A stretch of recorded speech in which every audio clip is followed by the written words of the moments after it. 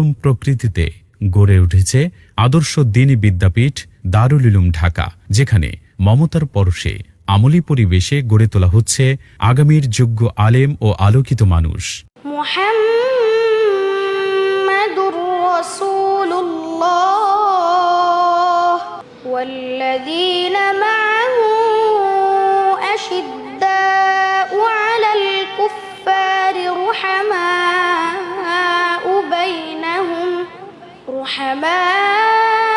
বাইনাহুম তারাহুম রুকআন সুজ্জাদান ইয়াবতাগুনা ফাদলাম মিনাল্লাহি ওয়া রিদওয়ানা। এর অন্যতম আকর্ষণ হল এর সুবিশাল ও মন মাতানো ক্যাম্পাস। মাদ্রাসায় প্রবেশ করলেই চোখে পড়ে সুবিশাল খোলা প্রাঙ্গণ, ফুলের বাগান, ছায়াঘেরা মাঠ এবং প্রশান্তিময় নিরিবিলি পরিবেশ। পুরো মাদ্রাসা এলাকা নিরাপত্তা প্রাচীর বেষ্টিত। শিক্ষার্থীদের নিরাপত্তা নিশ্চিত করতে গেটে রয়েছে সার্বক্ষণিক সিকিউরিটির ব্যবস্থা। দারুল উলুম ঢাকায় রয়েছে মক্তব বিভাগ, নাজেরা বিভাগ, হিফজ ও দাওরাই হাদিস পর্যন্ত কিতাব বিভাগ, অর্থাৎ এক ছাদের নিচে দ্বীনি শিক্ষার পূর্ণাঙ্গ ব্যবস্থা রয়েছে এখানে। দারুল উলুম ঢাকা পরিচালিত হচ্ছে দেশ বরেণ্য চিন্তাশীল ওলামায়ে কেরামের দিক নির্দেশনায় এবং দারুল উলুম দেওবন্দের নিসাব অনুসারে।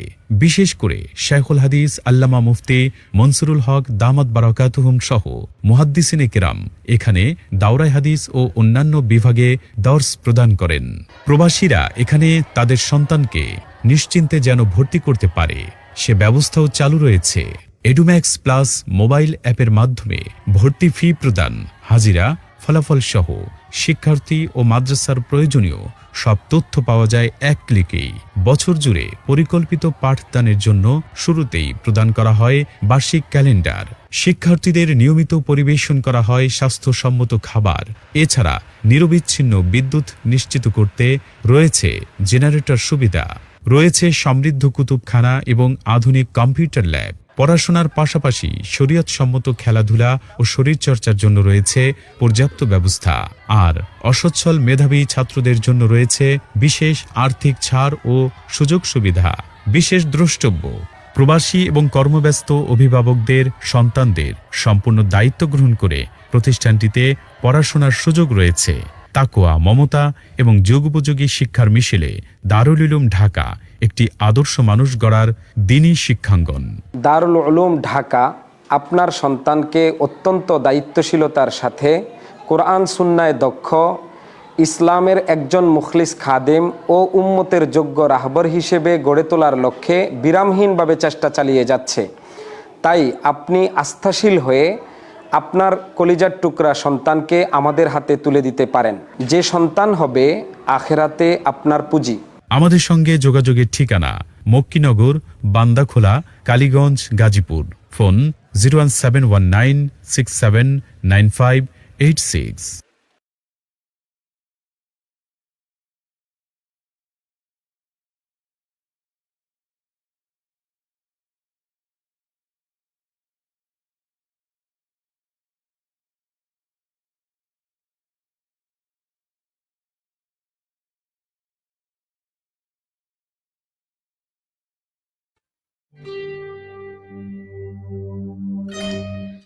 আসসালামু আলাইকুম। স্বাগত জানাচ্ছি ঢাকা এফএম 90.4-এ। সিফাত হাজির হয়ে গেছি রমজানের নিয়মিত যে বিশেষ আয়োজনটি, সেই আয়োজনটি নিয়ে। ইসলামী প্রশ্ন ও উত্তর, আপনার জিজ্ঞাসা, সৌজন্যে দারুল উলুম ঢাকা, কালীগঞ্জ, গাজীপুর। এবং আমাদের সাথে আছেন বরাবরের মতো আমাদের মুহতারাম মুফতি আব্দুল মজিদ। আসসালামু আলাইকুম মুহতারাম, কেমন আছেন আপনি? ওয়ালাইকুম আসসালাম ওয়া রাহমাতুল্লাহ। জি আলহামদুলিল্লাহ, আল্লাহ পাক ভালো রেখেছেন। আলহামদুলিল্লাহ। তো মহতারাম, আমাদের কাছে তো গত কয়েকদিনও আমরা প্রচুর প্রশ্ন পেয়েছি। সেই প্রশ্নগুলোর উত্তর আমরা অনেক ক্ষেত্রে আসলে সময়ের কারণে দিতে পারিনি। আজকেও আমি অনুরোধ করব আমার যে সম্মানিত শ্রোতা এবং দর্শক আছেন, তারা অবশ্যই কিন্তু আমাদের কাছে আপনার প্রশ্নগুলো পাঠাতে পারেন। 01841904904 এটা হচ্ছে আমাদের এসএমএস এবং হোয়াটসঅ্যাপ নম্বর। এবং আপনি কিন্তু অবশ্যই ফেসবুকে আমাদেরকে একেবারে লাইভ দেখতে পাচ্ছেন এখন স্টুডিও থেকে।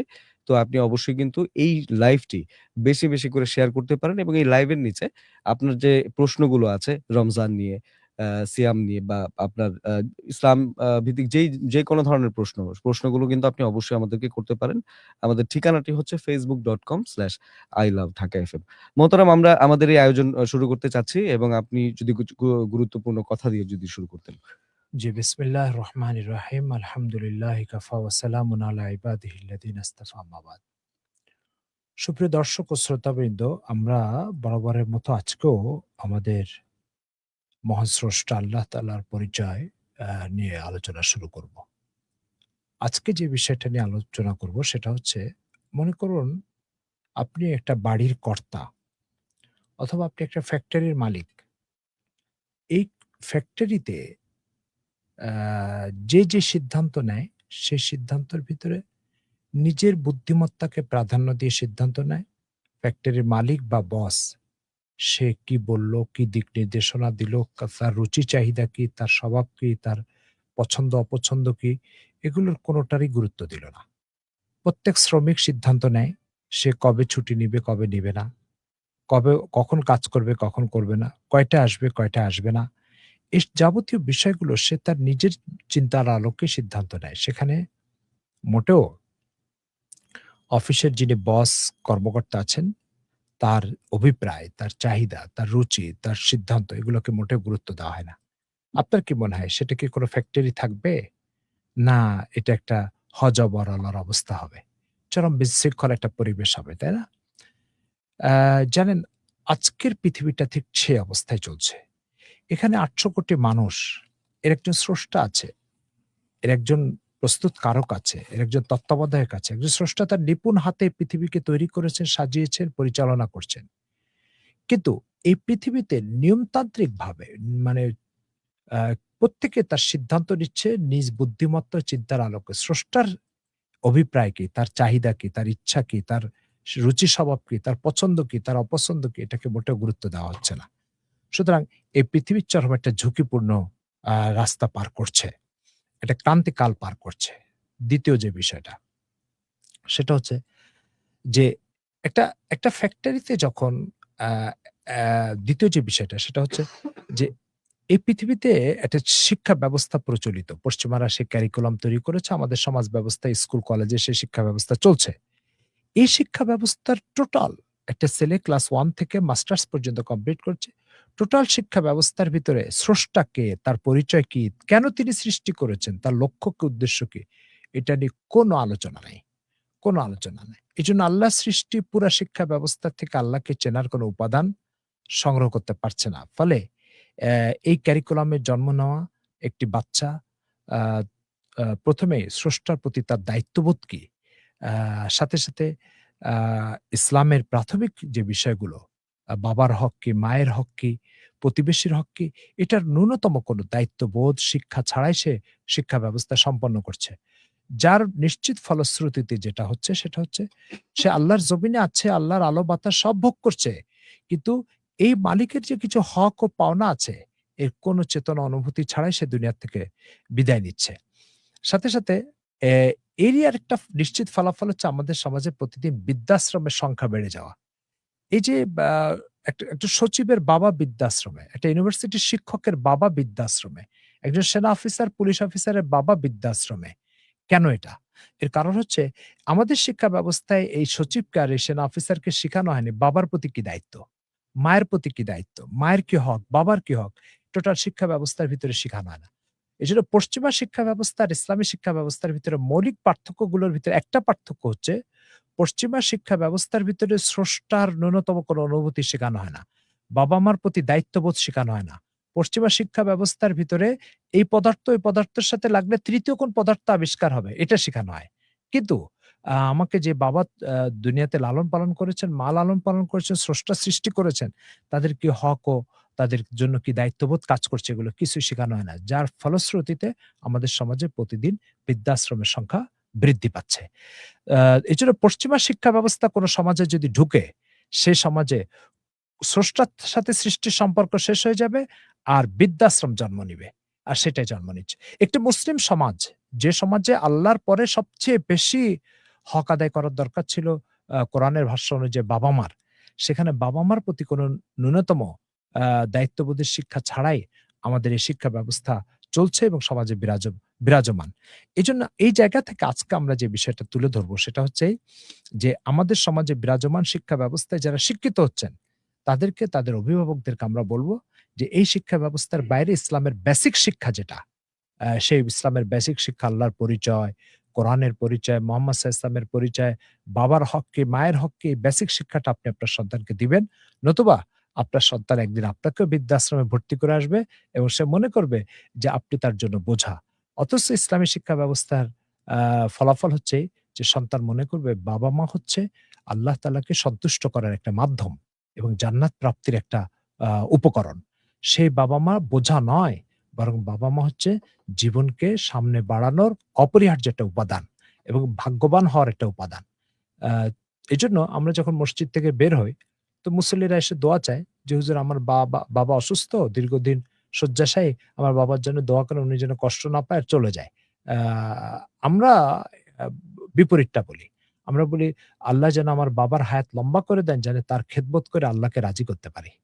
তো এজন্য আমি ভাগ্যবান হওয়ার মাধ্যম হচ্ছে বাবা-মা। পশ্চিমা কালচারের ভিতরে বাবা-মাকে বোঝা মনে করা হয়। অনুরূপভাবে পশ্চিমা কালচারের ভিতরে আল্লাহর আনুগত্যকে বোঝা মনে করা হয়। আর ইসলামী শিক্ষা ব্যবস্থার ভিতরে আল্লাহর গোলামি ও তার আনুগত্যকে জীবনের অপরিহার্য উপাদান ও আইটেম মনে করা হয়। তো এইজন্য আজকে আমাদের এই আলোচনার থেকে যেটা, সেটা হচ্ছে আমাদের সমাজ ব্যবস্থার ভিতরে এবং আমাদের শিক্ষা ব্যবস্থার ভিতরে আ আল্লাহ তাআলার পরিচয়ের বিষয় আনতে হবে, দায়িত্ববোধের বিষয়টা আনতে হবে। তারপরে এই শিক্ষা ব্যবস্থা আমাদের জন্য নিরাপদ শিক্ষা ব্যবস্থা হবে, নতুবা এটা প্রতি মুহূর্তে আমাদের জন্য অনিরাপদ। আশা করি বুঝতে পেরেছেন। অনুষ্ঠানটা খুব বেশি শেয়ার করে দিই যাতে করে দিনের এই প্রয়োজনীয় কথাগুলো আমাদের পুরা উম্মতের কানে পৌঁছে যায়। জি। অনেক ধন্যবাদ মোহতারাম। আ বন্ধু আপনি শুনছেন ইসলামী প্রশ্ন ও উত্তর আপনার জিজ্ঞাসা সৌজন্যে দারুল উলুম ঢাকা। কালীগঞ্জ, গাজীপুর এবং একজন বলছিলেন এখানে যে আসলে দারুল উলুম ঢাকা থেকে কেউ আছেন কিনা? তো আমি আমার যে বন্ধুরা এখনো নাই সেখানে তাদের সম্পর্কে বলতে চাই বা তাদের উদ্দেশ্য করে বলতে চাই যে ঢাকার অদূরে দারুল উলুম ঢাকা, গাজীপুরের কালীগঞ্জের মক্কিনগরে গড়ে উঠেছে কিন্তু একটা আদর্শ দ্বীনি শিক্ষা প্রতিষ্ঠান। যত্নশীল পরিবেশে এখানে কিন্তু গড়ে তোলা হচ্ছে আগামীর যোগ্য আলেম ও আলোকিত মানুষ। এই মাদ্রাসায় আপনার সন্তানের জন্য রয়েছে সুবিশাল ক্যাম্পাস, খেলার মাঠ, নিরাপত্তা বেষ্টিত এলাকা, স্বাস্থ্যসম্মত খাবার এবং ২৪ ঘন্টা বিদ্যুৎ সরবরাহ তো থাকছেই। আছে কম্পিউটার ল্যাব ও শরীরচর্চার ব্যবস্থা। আর্থিকভাবে অসচ্ছল শিক্ষার্থীদের জন্য রয়েছে বিশেষ ছাড়। মক্তব থেকে দাওরায়ে হাদিস পর্যন্ত সব বিভাগ এক ছাদের নিচে কিন্তু আপনি এই মাদ্রাসায় পেয়ে যাচ্ছেন এবং দেশবরেণ্য ওলামায়ে কেরামের তত্ত্বাবধানে এবং দারুল উলুম দেওবন্দের নেসাব অনুসারে কিন্তু এটি পরিচালিত হয়। প্রবাসীরাও নিশ্চিন্তে তাদের সন্তানকে এখানে ভর্তি করাতে পারেন এবং এডুম্যাক্স অ্যাপের মাধ্যমে কিন্তু এক ক্লিকেই যাবতীয় তথ্য যেমন ফি, হাজিরা, ফলাফল ও অন্যান্য তথ্য কিন্তু আপনি সেই অ্যাপের মাধ্যমে পেয়ে যাচ্ছেন। দারুল উলুম ঢাকা আদর্শ মানুষ গড়ার একটি নির্ভরযোগ্য দ্বীনি শিক্ষাঙ্গন। আমাদের সঙ্গে অনেকে যুক্ত হয়ে গেছেন। সবাইকে অনেক, অনেক ধন্যবাদ এবং স্বাগত জানাচ্ছি আজকের এই নতুন পর্বে। এবং অবশ্যই মহতারাম যেটা বলছিলেন অবশ্যই বেশি, বেশি করে শেয়ার করবেন যেন আপনার পাড়া প্রতিবেশী বা আপনার বন্ধু-বান্ধব সবাই যেন প্রশ্ন করার সুযোগটা পায়। তাদের যদি কিছু জানার থাকে সেটার সুযোগটা আপনি একটু করে দিবেন। অবশ্যই ইনশাআল্লাহ এটার সওয়াব আপনি পাবেন। আমাদের সঙ্গে আলামিন আছেন। বান্দা কর্তৃক আল্লাহর নিকট সবচেয়ে পছন্দনীয় দোয়া কোনটি? রমজানে আমাদের কোন দোয়াটি বেশি, বেশি পড়া উচিত? বান্দা কর্তৃক আল্লাহ তাআলার কাছে সবচেয়ে পছন্দনীয় দোয়া এবং বান্দার স্বার্থের দোয়া সেটা হচ্ছে, "হে আল্লাহ আপনি ক্ষমাশীল, আমাকে ক্ষমা করে দেন।" হযরত আয়েশা সিদ্দিকা রাদিয়াল্লাহু তাআলা আনহা হাদিস, রাসূল সাল্লাল্লাহু আলাইহি ওয়াসাল্লামকে তিনি জিজ্ঞাসা করেছেন, "যদি আমি জানতে পারি যে আজকে শবে বরাত, এই শবে কদর, তাহলে আমি কি দোয়া করব?" তো আল্লাহ রাসূল তাকে শিখিয়েছেন, "তুমি এই দোয়া করবা, হে আল্লাহ আপনি ক্ষমাশীলকে পছন্দ করেন, আপনি ক্ষমাকারী, ক্ষমাশীলকে পছন্দ করেন, আমাকে ক্ষমা করে দেন।" এই শব্দটা আল্লাহ তাআলার কাছে খুব বেশি প্রিয়। আর আপনার ঈমান বৃদ্ধির জন্য সবচেয়ে উপকারী যে জিকিরটা সেটা হচ্ছে লা ইলাহা ইল্লাল্লাহ। আর আ আরেকটা বিষয় হচ্ছে যে বান্দার পক্ষ থেকে আল্লাহ তাআলার কাছে সবচেয়ে পছন্দনীয় আমলগুলোর মধ্যে একটা আমল হচ্ছে শেষ রাত্রে তাহাজ্জুদ। সবচেয়ে পছন্দনীয় আমল। রমজান মাসে আপনি এই আমলটা নিয়মিত করে সারা বছর এটাতে এই অভ্যাসে অভ্যস্ত হতে পারেন। জি। ধন্যবাদ মোহতারাম। আমাদের সঙ্গে আছেন শেখ ইব্রাহিম সর্দার। তিনি লিখেছেন মালিকুল হিন্দ সুলতানুল আজিম বাদশাহ আওরঙ্গজেব আলমগীর রহমতুল্লাহি সম্পর্কে কি ধারণা রাখা উচিত এবং তার আসলে জীবনাদর্শ আসলে কি ছিল?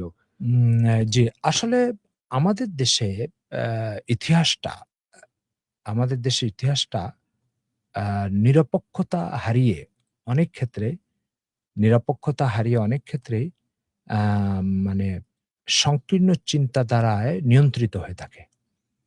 বাদশাহ আওরঙ্গজেব বা বাদশাহ আলমগীর ইনি অতি ন্যায়পরায়ণ, খোদাভীরু এবং মানবীয় মূল্যবোধের এক মূর্ত প্রতীক ছিলেন। কিন্তু আমাদের এই উপমহাদেশে যারা ইতিহাস চর্চা করে তাদের কেউ বাদশাহ আলমগীরকে একজন নীতিহীন বাদশাহ হিসেবে উপস্থাপন করার চেষ্টা করেছে। সেজন্য বিশেষজ্ঞদের বক্তব্য হচ্ছে যে আসলে বাদশাহ বিতর্কিত নয়, বরং বিতর্কিত ইতিহাস তাকে নোংরাভাবে উপস্থাপন করেছে। তো বিতর্কিত বাদশাহ নয়, বিতর্কিত হচ্ছে ইতিহাস। দ্বিতীয় যে বিষয়টা সেটা হচ্ছে যে বাদশাহ আলমগীরের ন্যায়পরায়ণতা, তার তাকওয়া পরহেজগারি, তার খোদাভীরুতা এটা ঠিক একজন অনুসরণীয় ব্যক্তির ভিতরে যেই মাত্রায় থাকা দরকার সেই মাত্রায় ছিল এবং আছে। এর জন্য আপনি উর্দুতে একটা বই আছে, আব এ কাউসার, রুদ এ কাউসার, মৌজ এ কাউসার। এটা ৩ খণ্ডের একটা উর্দু সাহিত্যে উর্দু ইতিহাসের বই। এই বইয়ের অনুবাদ ছেপেছে ইসলামিক ফাউন্ডেশন। আপনি এই বইটা সংগ্রহ করতে পারেন। এই বইয়ের ভিতরে বাদশাহ আলমগীরের আ সত্য বাস্তবধর্মী কিছু ইতিহাস এসেছে। এরপর আপনি পড়তে পারেন তারিখে ফেরেশতা। এটাও ইসলামের ইতিহাসে এক উর্দু ইতিহাসে, এটাও বাংলা অনুবাদ হয়েছে। এই বইগুলোতে আপনি তার আ বিতর্কের ঊর্ধ্বে ইতিহাস পাবেন। আশা করি বুঝতে পেরেছেন। জি। ধন্যবাদ মোহতারাম। আমাদের সঙ্গে আছেন রাজীব ইসলাম। তিনি লিখেছেন, একজন আমাকে বলেছে মুমিনের কোনো গুনাহ ইমাম সাহেবের কাঁধে চাপে। মুমিনের কোন গুনাহ ইমাম সাহেবের কাঁধে কাঁধে চাপে? চাপে। না, এটা তো কোরআনের একটা স্বীকৃত মূলনীতি। লা তাজিরু ওয়াজিরাতুন উযরা উখরা। একের অপরাধ অন্য ভোগ করবে না। প্রত্যেকের নিজ অপরাধ নিজেই ভোগ করবে। হ্যাঁ, কোন অপরাধের উদ্ভাবক যিনি অপরাধটার উদ্ভাবন করেছেন, আ এর আগে এই অপরাধটা ছিল না। তাহলে তিনি উদ্ভাবক হওয়ার কারণে অপরাধের একটা অংশ সে ভোগ করবে। যেমন কাবিল পৃথিবীতে ১ম মানুষ হত্যা করেছে। এজন্য পৃথিবীর যে কিয়ামত পর্যন্ত যত লোক যাকে হত্যা করবে, এই হত্যার গুনাহের একটা অংশ কাবিলকে বহন করতে হবে। তো এটা তো ইতিহাসে স্বীকৃত। কিন্তু ইমাম সাহেব মুসল্লির গুনাহ বহন করবে, এটার কোনো আ কারণ আমাদের জানা নাই। জি। ধন্যবাদ মোহতারাম। আমাদের সঙ্গে আরো আছেন আব্দুল মালেক। তিনি লিখেছেন, আমি যদি মুশরিকের কাছ থেকে ঋণ নেই, কিন্তু আমি যদি না দেই, তবে কিয়ামতের মাঠে আমিও সে উঠলো, কিন্তু মুশরিক তো বেহেশতে যাবে না। আমি যে তাহাকে টাকা না দিলাম, তাহলে বিচারটা কিভাবে হবে? আ জি ভাই, আপনি ইসলাম সম্পর্কে আ একটা খণ্ডিত অর্থ ধারণ করেছেন। ইসলাম একজন ব্যক্তি মুশরিক, সে আল্লাহ তাআলাকে অস্বীকার করে, তার স্রষ্টাকে অস্বীকার করে। এটার জন্য সে নিঃসন্দেহে অ্যা পদস্খলিত ঈমানের লাইনে, কোনো সন্দেহ নাই। কিন্তু লেনদেনের ক্ষেত্রে একজন মুসলমানের সাথে যেই আপনার আচার-আচরণ করতে হবে, সেই লেনদেনের ক্ষেত্রে সেই আচার-আচরণটা মুশরিক কাফিরের সাথে রক্ষা করতে হবে। তার কারণ হচ্ছে আপনি একজন মুশরিকের সাথে আ মুশরিকের হক নষ্ট করলে তার জন্য আপনাকে জবাবদিহি করতে হবে। কোনো সন্দেহ নেই। এখন প্রশ্ন হচ্ছে যে মুশরিক তো জাহান্নামে যাবে। তো হাদিস শরীফে আসছে যে কোন মুশরিক যদি কোন ঈমানদারের কাছে কোন হক পায়, তো সেই হকটা দুনিয়াতেই আল্লাহ পাক তাকে আ সরবরাহ করবেন, অথবা আ আখিরাতে আযাবের লাইনে কিছু আ করতে পারে, শিথিলতা দেখানো হতে পারে।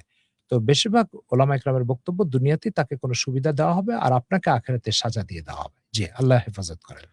আশা করি আপনি উত্তরটা পেয়েছেন। এবং আমি এই মুহূর্তে আমার সম্মানিত দর্শক এবং শ্রোতাদের বলতে চাই, দর্শকদের বলতে চাই বিশেষ করে, যে আপনারা কিন্তু অবশ্যই আমাদের Facebook এর লাইভটি বেশি করে শেয়ার করতে পারেন। আপনার বন্ধু-বান্ধব, আপনার প্রোফাইল, আপনার পেজ, আপনার গ্রুপ যেখানেই আপনি আছেন না কেন, আশা করি ইনশাআল্লাহ এটার সওয়াবও আপনি পাবেন।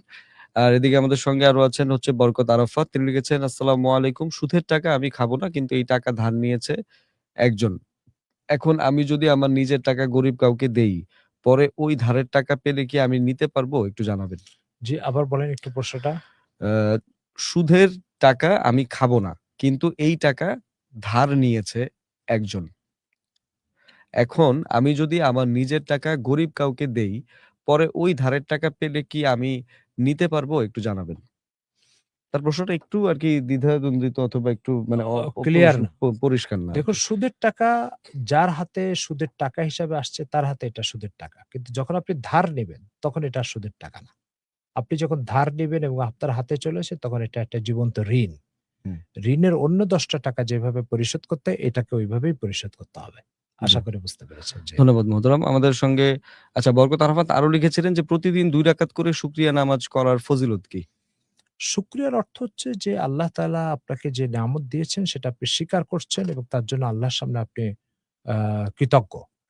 তো এই যে আপনি শুকরিয়ার নামাজ আদায় করছেন, এই শুকরিয়ার নামাজ আদায় করার ফজিলত হচ্ছে আপনি এই নিয়ামতকে আরো বৃদ্ধি করলেন এবং আল্লাহ তাআলাই যে নিয়ামত দিলেন সেটা আপনি স্বীকার করলেন। তো এটা তো ঈমানের একটা গুরুত্বপূর্ণ পার্ট যে আমার উপরে নিচে ডানে বামে যা আছে সব আল্লাহ তাআলাই সরবরাহ করেছে সেজন্য আমি এটা পাচ্ছি। তো এটা এই শুকরিয়াটা এটা ঈমান বৃদ্ধির কারণ এবং নিয়ামত বৃদ্ধির কারণ। জি। আলিফ আমাদেরকে লিখেছিলেন, কেমন আছেন শায়েক আমার? আমার প্রশ্ন হচ্ছে, একা একা তারাবি পড়লে কি তারাবি হবে? অথবা বাসায় ২ জন বা ৩ জন মিলে তারাবি পড়লে কি হবে? ছোট, ছোট আয়াত দিয়ে?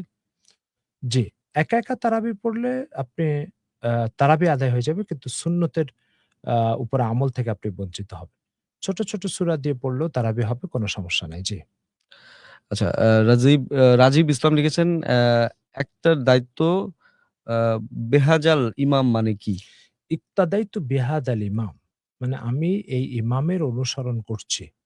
এটার অর্থ হচ্ছে আমি এই ইমামের অনুসরণ করছি। জি। জি। রাকিব সূর্য তিনি লিখেছেন, হুজুর আসসালামু আলাইকুম। আমার প্রশ্ন হচ্ছে, আমার স্ত্রীর ঝগড়া করার পর মাঝে, মাঝে বলে আমাকে ছেড়ে দাও, আমাকে তালাক দাও। এটা কি তার গুনাহ হবে? জানাবেন। জি, আল্লাহ রাসূল সাল্লাল্লাহু আলাইহি ওয়াসাল্লাম এক হাদিসে তালাক চেতে নিষেধ করেছেন। কোন স্ত্রী তার স্বামীর কাছে তালাক চাইবে না। সুতরাং আ তালাক চাওয়া এটা ইসলামে মোটেও কাম্য নয়। কারণ ইসলামে এটা অত্যন্ত জঘন্যতম কাজ। তো এইজন্য তালাক চাওয়া এটা মোটেও কাম্য নয়। কিন্তু আপনাকে এটা স্মরণ রাখতে হবে যে আপনার স্ত্রী যে তালাক চায়, কেন তালাক চায়? আপনি তার কোনো হক নষ্ট করছেন অথবা তার জন্য আপনি পীড়ার কারণ হয়ে দাঁড়িয়েছেন। আপনি দাম্পত্য জীবনে যে ধরনের স্বস্তি সরবরাহ করার দরকার ছিল সেটা করছেন না। এ সমস্ত কারণে তো এই অন্যায় কাজগুলো আপনি পরিহার করেন তাহলে হয়তো আর সে তালাক চাইবে না। জি। ধন্যবাদ মোহতারাম। আমাদের সঙ্গে আরো একজন প্রশ্ন করেছিলেন মীর নামে। তিনি লিখেছিলেন যে, সফরি যাদের চাকরি, যেমন ডাক বিভাগের কর্মচারী, বাস ও ট্রেনের ড্রাইভার, বিমানের পাইলট ও জাহাজের নাবিক, তারা কি করবে আসলে রমজানের ব্যাপারে? তাদের ব্যাপারে হুকুমটা কি? আ রমজানের রোজা স্থগিত করার শরীয়তে অনুমতি আছে মুসাফিরদের জন্য। কিন্তু রোজাটা থেকে দিলে সবচেয়ে ভালো। কেন? তার কারণ হচ্ছে আপনি রমজানের পরে যদি কাজা করেন, তবু রমজানের রোজার যে সোয়াব এবং যে ভাবগাম্ভীর্যটা সেটা আপনি কখনোই পাচ্ছেন না। সেজন্য আজকাল সফর তো আর আগের মতো উট আর ঘোড়ার মতো কষ্টদায়ক সফর না। সেজন্য আপনার উচিত যে এই রোজাগুলো নষ্ট না করে থেকে দেওয়া। আ কারণ আজকের সফর এসি গাড়ির ভিতরে, এসি প্লেনের মধ্যে। সেজন্য আপনার জন্য রোজা স্থগিত করার সুযোগ আছে কিন্তু রেখে দিলে ভালো। জি। জি, আমাদেরকে সেলিম রাজ প্রশ্ন করেছিলেন যে, বর্তমানে বাজারে লক্ষ্য করা যায় যে কিছু নারী কখনো একাকী, আবার কখনো স্বামী বা অন্য কোনো মাহরাম পুরুষের উপস্থিতিতে দোকানদারের কাছ থেকে চুড়ি পরেন এবং হাত পায়ে মেহেদি লাগান। শরীয়তের দৃষ্টিতে এর কোনো অবকাশ আছে কি? একজন নারীকে আরেকজন পুরুষের স্পর্শ শরীয়ত সম্মত নয়। এটা একজন ইমানদারের আত্মমর্যাদার পরিপন্থী কাজ। একজন ইমানদার যেমন একজন নারীকে স্পর্শ করতে পারে না, একজন নারী একজন পুরুষকে স্পর্শ করতে পারে না। হ্যাঁ, যেখানে চিকিৎসা সংক্রান্ত কোনো অপরিহার্য প্রয়োজন রয়ে গেছে সেখানে তো ইসলাম মানুষের সমস্যা বান্ধব দিন, সেখানে ইসলাম অনুমতি দিয়েছে, দিয়ে থাকে। কিন্তু এর বাইরে এর বাইরে মোটেও এটা জায়েজ নাই যে আপনি মেহেদি পরার জন্য অথবা এই ধরনের কোনো কাপড়-চোপড় পরার জন্য পরপুরুষের স্পর্শ গ্রহণ করবেন। ইসলাম এই ধরনের আত্মমর্যাদা পরিপন্থী কোনো কাজের অনুমতি দিতে পারে না। জি। যে আলিফ আসলে আবার, আমি জানি না আসলে আলিফ আপনি দেখছেন কিনা বা শুনেছেন কিনা। তার প্রশ্নটা কিন্তু তিনি আবার করেছেন যে, বাসায় ২ জন বা ৩ জন মিলে জামাত করলে আরকি তারাবি হবে কিনা? ও আচ্ছা, এটার জবাব আমরা দিয়েছি। আপনি পিছনে একটু হুম। দেখে নিয়েন। জি। জি, রাকিব লিখেছিলেন, আমাদের রাকিব সূর্য। যে আমার প্রশ্ন হচ্ছে, আচ্ছা এটা আমার স্ত্রীর ঝগড়া করার পর মাঝে, মাঝে বলে আমাকে ছেড়ে দাও। আচ্ছা, এটা আমরা পেয়েছি। নিশ্চয়ই আপনি দেখেছেন। যদি না দেখে থাকেন, এখন যদি আপনি দেখে থাকেন, একটু কষ্ট করে এই যে কিছুক্ষণ আগেই পিছনে কিন্তু এটা নিয়ে আমরা চলে গেছে। কথা বলেছি, সেটা আপনি কিন্তু দেখে নিতে পারেন। জি, জি। আ আচ্ছা, এখানে হচ্ছে সেলিম রাজ প্রশ্ন করেছেন, আমাদের সমাজের কিছু লোক বিয়ের জন্য পাত্রী দেখার সময় হাতের কনুইয়ের নিচ পর্যন্ত, পায়ের হাঁটুর নিচ পর্যন্ত দেখে। প্রশ্ন হলো, এভাবে পাত্রী দেখা কি বৈধ? এই পদ্ধতি অবৈধ হলে শরীয়ত সম্মত পদ্ধতি কি? জানিয়ে বাধিত করবেন। ইসলামের শরীয়তে একজন মেয়েকে দেখতে যাওয়ার সময় তার চেহারা, হাতের কবজি আর পায়ের গিরার নিচটুকু দেখা জায়েজ। এছাড়া আর কোনো অংশ দেখা জায়েজ নাই। এটা হচ্ছে ইসলামের স্বীকৃত মতামত। আমাদের সমাজে পাত্রী দেখতে যাওয়ার ক্ষেত্রে একটু হাঁটো, তোমার চুলটা কতটুকু লম্বা একটু দেখি। এগুলো সম্পূর্ণ শরীয়ত বিরোধী কাজ। ইসলামে একজন নারীর পুরাটাই সতর। এটা তার প্রাইভেসি। এটা তার একান্ত ব্যক্তিগত বিষয়। সুতরাং আ পৃথিবীর সব বাথরুম বন্ধ থাকে। কেন? বাথরুমে ব্যক্তি তার লজ্জাস্থানকে ঢাকার একটা ব্যবস্থা রাখা হয়। ইসলাম মনে করে যে বাথরুমের বাইরেও একজন নারীর সবকিছু ঢেকে রাখা জরুরি। এই প্রাইভেসিটার সাথে এই সমাজ একাত্মতা ঘোষণা করতে পারছে না পশ্চিমাদের কারণে। এরপরে যে বিষয়টা সেটা হচ্ছে আমাদের সমাজে পাত্রী দেখার ক্ষেত্রে আরো কিছু অনিয়ম আছে। যেমন একটা অনিয়ম আছে যে পাত্রী যখন দেখতে যায় তখন পাত্র ছাড়া তার বাবা, তার ভাই, আত্মীয়স্বজন, ঘটক বহুজন তাকে দেখতে যায়। এগুলো সম্পূর্ণ শরীয়ত বিরোধী। শুধু ছেলে দেখতে পারবে অথবা ছেলের কোনো মহিলা আত্মীয় দেখতে পারবে। এছাড়া ছেলের কোনো পুরুষ আত্মীয় পাত্রীকে দেখা জায়েজ নাই। আ ঠিক এই কাজটা এরকমই যেমন কোরবানির সময় গরু কিনতে যায়। তো সবাইরে নিয়ে গরু দেখতে যায়। তো এই ধরনের পাত্রী কোনো কোরবানির গরু নয় যে তাকে সবাই মিলে দেখতে যাবে। শুধুমাত্র ছেলে দেখবে অথবা ছেলের কোনো মহিলা আত্মীয় দেখবে। এটাই হচ্ছে শরীয়ত সম্মত পন্থা। এর আরেকটা অন্যায় কাজ হয় আমাদের সমাজে। সেটা হচ্ছে পাত্রীর ছবি দেওয়া হয়। ছবি পাঠিয়ে যে এটাকে দেখে নেন। এবার ওই ছবি পৃথিবীর সব লোকের কাছে সরবরাহ করা হয়। এটাও শরীয়ত সম্মত নয়। ইসলামী শরীয়তে একজন নারীর পর্দা অপরিহার্য। আশা করি বুঝতে পেরেছেন। ধন্যবাদ মোহতারাম। আমাদের সঙ্গে মামুন আহমেদ শেখ তিনি আছেন। তিনি লিখেছেন, আসসালামু আলাইকুম ওয়া রাহমাতুল্লাহ। বারিধারা থেকে বলছি। হুজুর কেমন আছেন? আশা করি ভালো আছেন। হুজুর, আমার একটা প্রশ্ন। আমি দর্জির কাজ করি। রমজান এলে আমাদের কাজের চাপ বেড়ে যায়। এজন্য তারাবি নামাজ পড়া হয় না। সেক্ষেত্রে আমার কি করণীয়? উত্তরটি দিলে অনেক উপকৃত হতাম। জি, ওয়ালাইকুম আসসালাম ওয়া রাহমাতুল্লাহি ওয়া বারাকাতুহু। জি, আল্লাহ তাআলা ভালো রেখেছেন। আশা করি আপনারা ভালো আছেন। আচ্ছা, আপনি দর্জির কাজ করছেন এজন্য তারাবির নামাজ পড়তে পারছেন না। আমি একটা প্রশ্ন করি আপনাকে। সেটা হচ্ছে যে আপনাকে আল্লাহ তাআলা সৃষ্টি করে পুরা দেহ তৈরি করে দিয়েছেন। আর রমজানে হয়তো আপনার টেইলরের বস যিনি আছেন তিনি আপনাকে বড়জোর ৳৩০,০০০ সেলারি দিবেন। আচ্ছা, ৳৩০,০০০ সেলারি এটা বড় জিনিস না আপনার দেহটা বড় জিনিস? তো আপনি তাকালে দেখবেন দেহের ভিতরে শত কোটি টাকার পার্সপাতি আছে। তো শত কোটি টাকার পার্সপাতি আল্লাহ তাআলা দিয়ে রেখেছেন। তিনি আপনাকে তারাবিতে আল্লাহকে সিজদা দেওয়ার জন্য ডাকছেন। আর বস আপনাকে ৳৩০,০০০ সেলারি দিয়ে বসায় রেখেছে। তার মানে বড় অবদান যার তার কথা শুনছেন না, যার ছোট অবদান তার কথা শুনে কাজের মধ্যে বসে আছেন। এটা তো একটা অনৈতিক ও অযৌক্তিক কাজ। এইজন্য আপনাকে উচিত এমন প্রতিষ্ঠানে চাকরি করা যে আমাকে নিয়মিত নামাজ ঠিকমতো পড়তে দিতে হবে। তারপরে আমি আপনার কাজ করব। এই চুক্তিতে যে আবদ্ধ হবে তার আ চাকরি করবেন নতুবা চাকরি এড়িয়ে চলার চেষ্টা করবেন। একটা বিষয়। ২ নম্বর বিষয় হচ্ছে তারপরেও যদি এরকম সুযোগ না করা যায় বা বস মানতে রাজি না হয় তাহলে আপনি একটা কাজ করতে পারেন। সেটা হচ্ছে আ টেইলারিং এর কাজ শেষ করে রাত্রে ১২ টার দিকে ১ টার দিকে কয়েকজন মিলে জামাতবদ্ধ হয়ে তারাবি পড়ে নিতে পারেন। জি। আশা করি উত্তরটি পেয়েছেন। আর আমি আমার সকল সম্মানিত শ্রোতা এবং দর্শকদের উদ্দেশ্যে বলতে চাই, ঢাকার অদূরে দারুল উলুম ঢাকা, গাজীপুরের কালীগঞ্জের মক্কিনগরে গড়ে উঠেছে একটি আদর্শ দ্বীনী শিক্ষা প্রতিষ্ঠান। যত্নশীল পরিবেশে এখানে গড়ে তোলা হচ্ছে আগামীর যোগ্য আলেম ও আলোকিত মানুষ। এই মাদ্রাসায় আপনার সন্তানের জন্য রয়েছে সুবিশাল ক্যাম্পাস, খেলার মাঠ, নিরাপত্তা বেষ্টিত এলাকা, স্বাস্থ্যসম্মত খাবার ও ২৪ ঘন্টা বিদ্যুৎ সুবিধা। আছে কম্পিউটার ল্যাব ও শরীরচর্চার ব্যবস্থা। আর্থিকভাবে অসচ্ছল শিক্ষার্থীদের জন্য রয়েছে বিশেষ ছাড়। মক্তব থেকে দাওরায়ে হাদিস পর্যন্ত সব বিভাগ এক ছাদের নিচে কিন্তু আপনি এই মাদ্রাসায় পেয়ে যাচ্ছেন। দেশ বরেণ্য ওলামায়ে কেরামের তত্ত্বাবধানে এবং দারুল উলুম দেওবন্দের নেসাব অনুসারে কিন্তু এই মাদ্রাসাটি পরিচালিত হয়। প্রবাসীরাও নিশ্চিন্তে নিজের সন্তানকে কিন্তু এখানে ভর্তি করতে পারেন এবং এডুম্যাক্স অ্যাপের মাধ্যমে এক ক্লিকেই যাবতীয় তথ্য যেমন ফি, হাজিরা, ফলাফল এবং মাদ্রাসার অন্যান্য যাবতীয় যে তথ্যগুলো আছে সেগুলো কিন্তু আপনি দেখতে পাবেন, পেয়ে যাবেন বা আপডেট থাকতে পারবেন। দারুল উলুম ঢাকা আদর্শ মানুষ গড়ার একটি নির্ভরযোগ্য দ্বীনী শিক্ষাঙ্গন এবং চলছে ইসলামী প্রশ্ন ও উত্তর আপনার জিজ্ঞাসা সৌজন্যে দারুল উলুম ঢাকা, কালীগঞ্জ, গাজীপুর। আমাদের সঙ্গে আছেন মোহতারাম মুফতি আব্দুল মজিদ। আমরা প্রশ্নের উত্তর তার কাছ থেকে জেনে নেওয়ার চেষ্টা করছি। অনেকগুলো প্রশ্ন আরো আছে। আমি সেগুলো জানার চেষ্টা করছি। এমডি আবু বক্কর সিদ্দিক তিনি লিখেছিলেন, হুজুর যারা বাসে বা লঞ্চে চাকরি করে তাদের নামাজ আসলে কি কসর হবে? জি, ৭৭৫ কিলোমিটার রাস্তা অতিক্রমণ যেই করবে তার নামাজই কসর হবে। সেটা বাসে হোক, লঞ্চে হোক আর যে যানেই হোক না কেন। জি। ওকে। আ আব্দুল্লাহ আব্দুল আজিজ প্রিন্স তিনি লিখেছিলেন, আ সাইয়্যিদুল ইস্তেগফারের আমল করলে কি পেছনের সকল গুনাহ মাফ হয়? এটা কি সহিহ হাদিস দ্বারা প্রমাণিত? এই দোয়া আমলের নিয়ম কি? সাইয়্যিদুল ইস্তেগফার সাধারণত ওলামায়ে কেরাম ফরজ নামাজের পরেই পড়তে বলেন। তো ফরজ নামাজের পরে যদি আপনি পড়েন পিছনের সগীরা গুনাহ মাফ হয়ে যাবে। এটা ঠিক। কবিরা গুনাহ মাফের জন্য তওবা জরুরি। কেননা কোরআন মজিদে আল্লাহ তাআলা যখন কোন কবিরা গুনার আলোচনা করেছেন তারপরে ইল্লা মান তাব যে তওবা করবে তারটা মাফের কথা বলেছেন। তো এইজন্য আপনি সগীরা গুনার সাইয়্যিদুল ইস্তেগফার দ্বারা মাফ হতে পারে। আর ইস্তেগফার এবং তওবা যদি সঠিক অর্থে দিল থেকে হয় তাহলে কবিরা গুনাহ মাফ হয়ে যাবে। জি। ইনশাল্লাহ।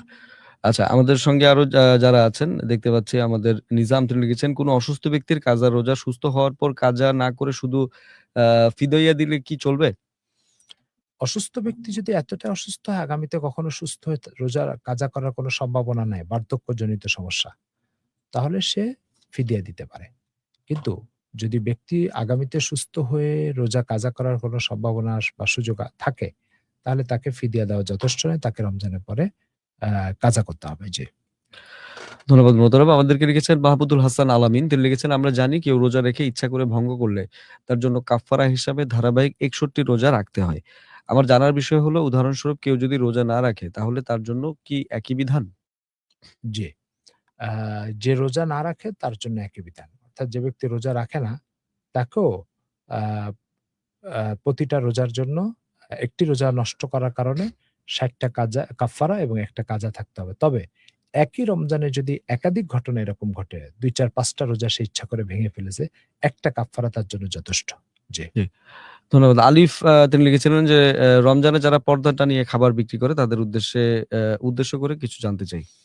দেখুন, যে মাসকে আল্লাহ পাক সম্মানিত করেছেন, আপনি সে মাসকেও অসম্মান করার অধিকার রাখেন না। আর যে জিনিসগুলোকে আল্লাহ পাক সম্মানিত করেন সেই জিনিসগুলোকে আপনি যখন অসম্মান করবেন বা অবমূল্যায়ন করবেন, তো এর একটা সাজা আপনাকে ভোগ করতে হবে। আব্রাহার ঘটনা নিশ্চয়ই আপনাদের জানা আছে। আব্রাহার বাদশাহ, সে কাবা শরীফকে ধ্বংস করতে এসেছিল এবং অসম্মান করতে এসেছিল। মহান আল্লাহ তাআলা কি করেছেন আপনাদের জানা আছে। আল্লাহ তাআলা হস্তি বাহিনীকে একটি পাখির ঝাঁক পাঠিয়ে তাদেরকে ধ্বংস করেছেন। এজন্য এই মাসকে আল্লাহ সম্মানিত করেছেন। আপনি অসম্মান করার অধিকার রাখেন না। আশা করি বুঝতে পেরেছেন। ধন্যবাদ মোহতারাম। আমাদেরকে রাজীব ইসলাম তিনি লিখেছিলেন, আমার একজন কাছের লোক যে কিনা সুদ খায় এবং সুদের উপর টাকা লাগায়। তার সাথে আমার পরিবারের সম্পর্ক নষ্ট করেছে। তার ছেলে আমাকে বলছে আত্মীয়তা ছিন্নকারী বেহেশতে প্রবেশ করিবে না। আর আমি বলেছি হারামখোর বেহেশতে প্রবেশ করিবে না। এখন এই পর্যায়ে কি করা যাবে? আরেকবার একটু বলেন তো বিষয়টা? আমার একজন কাছের লোক যে কিনা সুদ খায়, মানে তার একজন পরিচিত, সে হয়তোবা সুদের ব্যবসাও করে। হুম। তো তার সাথে তার পারিবারিক সম্পর্ক তারা নষ্ট করেছেন। এখন তার ছেলে, মানে যিনি সুদ খায় এবং আরকি সুদের ব্যবসা করেন, তার ছেলে এই আমাদের এই বন্ধুকে বলছে যে আত্মীয়তা ছিন্নকারী বেহেশতে প্রবেশ করবে না। তো সেই ক্ষেত্রে আসলে তিনি খুব দ্বিধাদ্বন্দ্বে আছেন যে আসলে এই ব্যাপারে আ বা কি করণীয় বা আসলে কি করা যায়? ১ম কথা হচ্ছে, সুদ খাওয়া নিঃসন্দেহে অপরাধী। কোন সন্দেহ নাই। কিন্তু তার সাথে আত্মীয়তার সম্পর্ক ছিন্ন করা, এটাও ইসলামে অনুমতি নেই বা জায়েজ নেই। আত্মীয়তার সে সম্পর্ক ছিন্ন করা অর্থাৎ আমার আ বা রক্তের সম্পর্ক এবং আমার বাবার আত্মীয়, আমার মায়ের আত্মীয়, এদের সাথে আত্মীয়তার বন্ধন রক্ষা করা জরুরি। সেই হিসাবে আপনি আপনার সন্তান আপনি তাদের সাথে, তারা সুদ খাওয়া সত্ত্বেও তাদের সাথে আত্মীয়তার সম্পর্ক ছিন্ন করতে পারেন না। এটার অনুমতি নেই। জি। আশা করি উত্তরটা আপনি পেয়েছেন। এদিকে আরো আমরা প্রশ্ন পেয়েছিলাম সেগুলো আমরা করতে, আতিকুর রহমান লিখেছিলেন যে, হযরত আমি একটা বিষয় জানতে চাই যে, এটা আমরা গত দিনও কিন্তু পেয়েছিলাম যে ভুলবশত বিতরের নামাজ দোয়া কুনুত না পড়ে রুকুতে চলে যান। পরে মুক্তাদির মানে লোকমার কারণে আবার উঠে দাঁড়ায় এবং পুনরায় দোয়া কুনুত পড়ে রুকু সিজদা করে সাহু সিজদা না দিয়ে নামাজ সম্পন্ন করে। তাহলে কি এই নামাজ সহি হবে কিনা? আমরা গত দিনের হ্যাঁ, এই এপিসোডে আমরা এটা, প্রশ্নের জবাব আমরা দিয়ে এসেছি। আপনি জি, জি। কিন্তু অবশ্যই দেখতে পারেন এবং এই প্রশ্নটি নিয়ে যাদের আসলে দ্বিধাদ্বন্দ্ব আছে, তারা কিন্তু আমাদের গত এপিসোডটা দেখে নিতে পারেন। জি। এদিকে আছেন যে আ মানে কোন জাফর লিখেছিলেন যে, কোন পুরুষ কি আসলে মহিলাদের জামাতের ইমামতি করতে পারবে কিনা? জি, পুরুষ মহিলাদের জামাতের ইমামতি করতে পারবে। তবে মহিলাদের জামাতে নামাজ না পড়ে একা, একা নামাজ পড়াই উত্তম। জি। জি, আমাদেরকে ফাহিম আবরার তিনি লিখেছিলেন যে, আসসালামু আলাইকুম। হুজুর, নেক আমল করার পর যে ভালো একটি অনুভূতি কাজ করে, এটা কিসের সাইন? আর প্রত্যেক মুসলিমের জন্য ৫ টা জিনিস জানা অপরিহার্য, যেমন বিশুদ্ধ কুরআন তিলাওয়াত, জরুরি ঈমান, হাক্কুল ইবাদ, মা মাসলা মাসাইল ও মাসনুন দোয়া। এখন এই বিষয়গুলোর মধ্যে সবগুলো বিষয় কি পরিপূর্ণ জানা থাকতে হবে নাকি আংশিক জানা থাকলে চলবে? প্রত্যেকটা ইলমের একটা অপরিহার্য পাঠ আছে। সেই পাঠটুকু আপনাকে জানা জরুরি। আ ব্যাপক বিস্তৃত জ্ঞান এটা জানা ফরজ না। তবে জানা ভালো। আর যেকোনো ভালো কাজ করার পরে যে একটা ভালো অনুভূতি কাজ করে, এই অনুভূতিটা হচ্ছে ঈমানের আলামত। অর্থাৎ আল্লাহ রাসূল সাল্লাল্লাহু আলাইহি ওয়াসাল্লাম এক হাদিসে বলেছেন, "ইযা সাররাতকা হাসানাতুক ওয়া আসাআতকা সাইয়্যাতুক ফাআনতাল মুমিন।" যখন তোমার ভালো কাজ তোমাকে উৎসাহিত করে, আনন্দ দেয়, আর খারাপ কাজ তোমাকে পীড়া দেয়, তখন তুমি মুমিন। তো ঈমানের একটা আলামত হচ্ছে আ ভালো কাজে উৎসাহিত হওয়া আর খারাপ কাজ পীড়া দেওয়া। তো যেহেতু আপনার ভালো অনুভূতি কাজ করে, এটা নেকামল করার পরে, তো নিশ্চয়ই এটা আপনার ইমানদার হওয়ার আলামত। জি।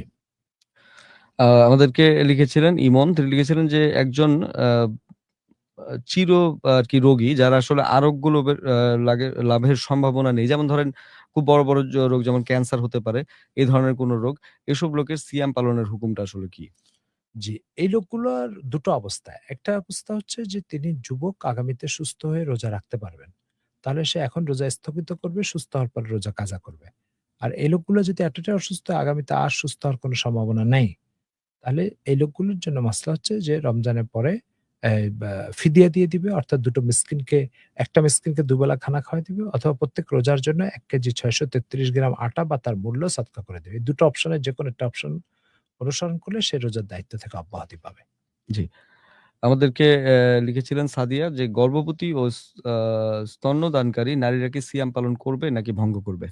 রাসূল সাল্লাল্লাহু আলাইহি ওয়াসাল্লাম এক হাদিসে বলছেন, "ইন্নাল্লাহা ওয়াজা আনিল মুরদি ওয়াল হামিলি আস-সিয়ামা।" আল্লাহ তাআলা গর্ভবতী নারী এবং দুগ্ধদানকারিণী মহিলার থেকে রোজাকে স্থগিত করেছেন। তো তারা যদি চায় রোজা রাখতেও পারে, যদি দেখে এটার জন্য কোনো ঝুঁকি আছে তাহলে রোজা স্থগিত করবে। রমজানের পরে অবশ্যই এটা কাজা করে দিবে। অনুষ্ঠানটা আপনাদের কাছে অনুরোধ থাকবে খুব বেশি শেয়ার করে দিবেন, যাতে করে দ্বীনের এই কথাগুলো আপামর মানুষ জানতে পারে এবং তাদের জন্য এটা দ্বীনের উপরে চলার জন্য একটা সহায়ক হয়। জি। জি, সেলিম রাজের একটা খুব পুরনো প্রশ্ন, সেটার উত্তরও কিন্তু আমরা বিভিন্ন পর্বে আমরা দেখেছি যে তারাবির নামাজ আসলে কত রাকাত ২০ না ৮? তারপর যদি মোহতারাম একটু ইসলামের ছোট্ট করে ১৪০০ বলেন। বছরের ইতিহাস বলছে যে তারাবির নামাজ হচ্ছে ২০ রাকাত। এজন্য অবশ্যই আমরা ২০ রাকাত তারাবি পড়বো ইনশাআল্লাহ। জি। জি, মোহাম্মদ আব্দুল আজিজ তিনি আমাদেরকে প্রশ্ন করেছিলেন যে পরিবারের একজন যদি সুদ খায়, তাহলে কি পরিবারের সবাই গুনাহগার হবে? আর উনাকে কিভাবে দাওয়াত দিব? সুদ ইসলামের জঘন্যতম একটা অপরাধ। আল্লাহ তাআলা কোরআন মজিদে বলছে, যদি সুদ বর্জন না করে তাহলে আল্লাহ তার রাসূলের সাথে যুদ্ধে লিপ্ত হও। অন্য এক হাদিসে আছে আল্লাহ রাসূল বলছেন, নিজের মায়ের সাথে ব্যভিচার করার তুল্য। তো সেজন্য এই সুদ কোনো মুসলমান কখনোই খেতে পারে না। এজন্য যে নিজ জায়গা থেকে এটাকে পরিহার করার চেষ্টা করে, পরিবারের একজন সদস্য সুদ খেলে অন্যরা ক্ষতিগ্রস্ত হবে বা গুনাহগার হবে এটা বলা যাবে না। তবে অন্যরা যদি তাকে নিবৃত্ত করার চেষ্টা না করে তাহলে গুনাহগার হবে। পন্থা হচ্ছে তাকে এই সুদের ভয়াবহতা, এর পরিণতির কথা তাদেরকে জানাই। অর্থাৎ কোরআন ও হাদিসের ব্যাপারে যে ভয়াবহতার কথা আসছে সেটা তাদের কাছে পৌঁছে দিই। জি। ধন্যবাদ মোহতারাম। আমাদের সঙ্গে আরো আছেন সেলিম রাজ। তিনি লিখেছেন বর্তমানে অনলাইনে অ্যাফিলিয়েটিং মার্কেটিং একটি জনপ্রিয় আয় পদ্ধতি। যেমন ধরেন বিভিন্ন যেমন বাইরের ক্লিক ব্যাংক আছে বা Amazon ইত্যাদি, ইত্যাদি আরকি অনলাইনে যে মার্কেটিং গুলো হয়।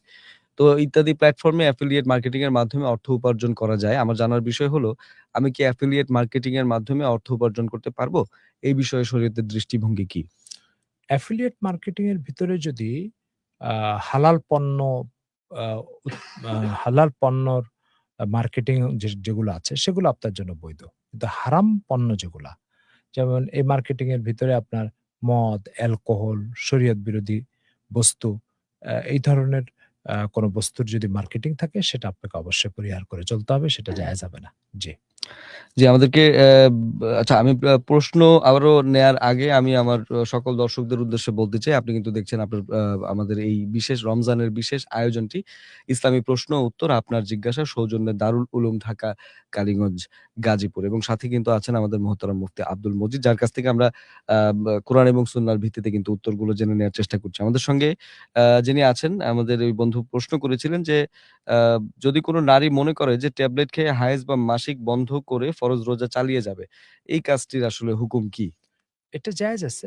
মানে এটা যদি কেউ বন্ধ রাখে তাহলে তার রোজা অব্যাহত রাখতে হবে। কিন্তু কাজটা অনুচিত। অর্থাৎ আ কৃত্রিম কোনো পন্থায় মহিলারা তাদের পিরিয়ডকে বন্ধ রাখা এটা শরীয়ত সম্মত নয়।